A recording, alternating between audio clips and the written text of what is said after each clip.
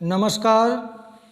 आज दिनांक 31/5/2023 को दीनदयाल उपाध्याय गोरखपुर विश्वविद्यालय गोरखपुर के बीए सेकेंड सेमेस्टर एग्जामिनेशन 2023 के अंतर्गत पॉलिटिकल साइंस यानी कि राजनीति विज्ञान का सेकंड पेपर, जिसका कोड था POL 105 2+0 क्रेडिट का था। पेपर का नाम था concept of political science. CBCS mood में मिड टर्म और इन टर्म की परीक्षा हुई है। आज का पेपर ID जो था वह था 3080। तो आइए इसके आंसर की को देखें। पहला प्रश्न आपसे पूछा गया था, किसने कहा कि समाजवाद परिस्थितियों के अनुसार रंग बदलने वाला गिरगिट का सा धर्म है? तो यह जो सही उत्तर होगा ऑप्शन ए, रैमजे म्योर का यह स्टेटमेंट है। दूसरा प्रश्न है, निम्नलिखित में से कौन सा सही सुमेलित नहीं है? तो इस प्रश्न का जो सही उत्तर होगा वह होगा ऑप्शन ए, प्लेटो की पुस्तक ऑन लिबर्टी नहीं है, जबकि अरस्तु द पॉलिटिक्स, लॉ शासन पर 2 निबंध, मैकियावेली प्रिंस, ये तीनों सही सुमेलित है। प्लेटो ऑन लिबर्टी सही सुमेलित नहीं है, तो दूसरे का ए ऑप्शन सही होगा। तीसरा प्रश्न आपसे पूछा गया था, इनमें से कौन व्यक्तिवाद का लक्षण नहीं है?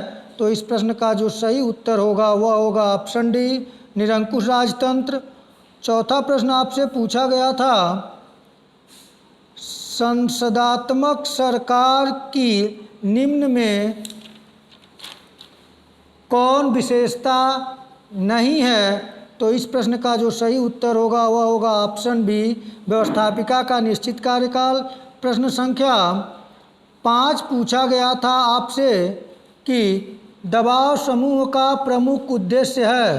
तो इस प्रश्न का जो सही आंसर होगा वह होगा ऑप्शन डी, अपने हितों की पूर्ति के लिए सरकार पर दबाव डालना। छठा प्रश्न आपसे पूछा गया था, समानता का अर्थ है कि सभी के लिए पर्याप्त अवसर प्राप्त हो, किसका कथन है?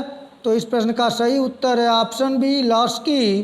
प्रश्न संख्या 7 पूछा गया था, किसका मानना था कि राज्य सदैव ही एक दमनकारी संस्था है?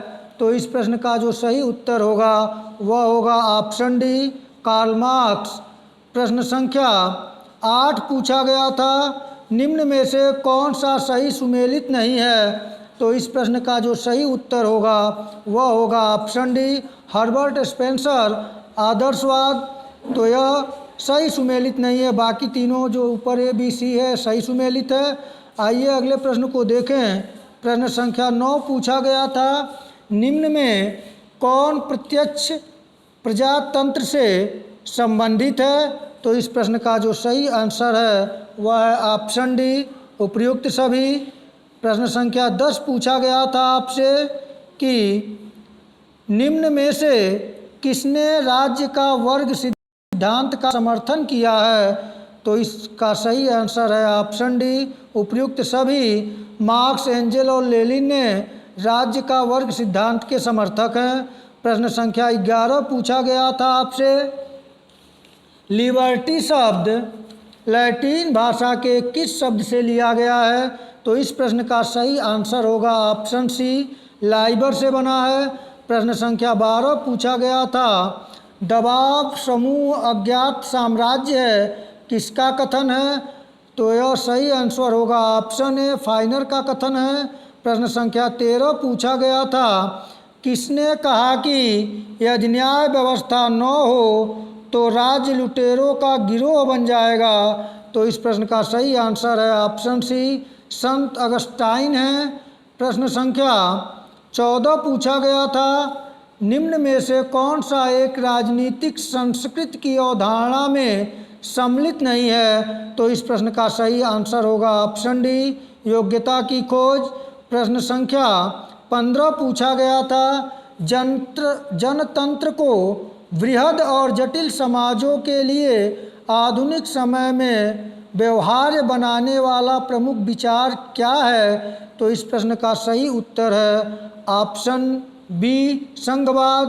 प्रश्न संख्या 16 पूछा गया था, D Indian constitution cornerstone of a nation नामक पुस्तक के लेखक कौन है? तो इस प्रश्न का सही उत्तर है ऑप्शन सी ग्रेनविल ऑस्टिन।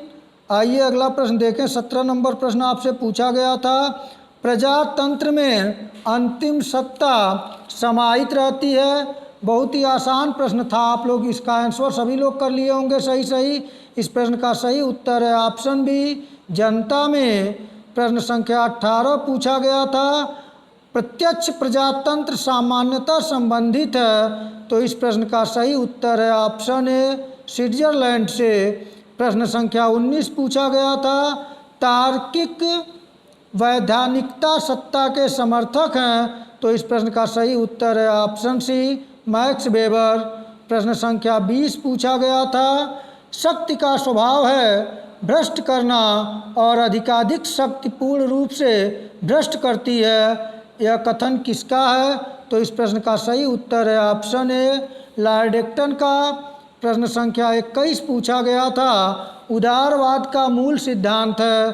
तो इस प्रश्न का सही आंसर होगा ऑप्शन ए व्यक्तिगत स्वतंत्रता। प्रश्न संख्या 22 आपसे पूछा गया था, निम्नलिखित में से कौन सा एक सत्ता के वर्गीकरण में उल्लिखित नहीं है? तो इस प्रश्न का सही आंसर है ऑप्शन सी यथार्थवादी सत्ता। प्रश्न संख्या 23 पूछा गया था, सत्ता का प्रमुख कार्य है। तो इस प्रश्न का सही उत्तर है ऑप्शन डी उपयुक्त सभी। प्रश्न संख्या 24 पूछा गया था, उग्र राष्ट्रवाद दर्शन है। तो इस प्रश्न का सही आंसर होगा ऑप्शन ए फांसीवाद का। प्रश्न संख्या 25 पूछा गया था, धर्मनिरपेक्ष राज्य वह है जो, इस प्रश्न का सही उत्तर है ऑप्शन डी धर्म और राजनीति को पृथक करता है। प्रश्न संख्या 26 पूछा गया था, सर्वोत्तम सरकार वह है जो कम से कम शासन करती है, किसकी विचारधारा है? तो इस प्रश्न का जो सही आंसर है वह है ऑप्शन ए व्यक्तिवाद का।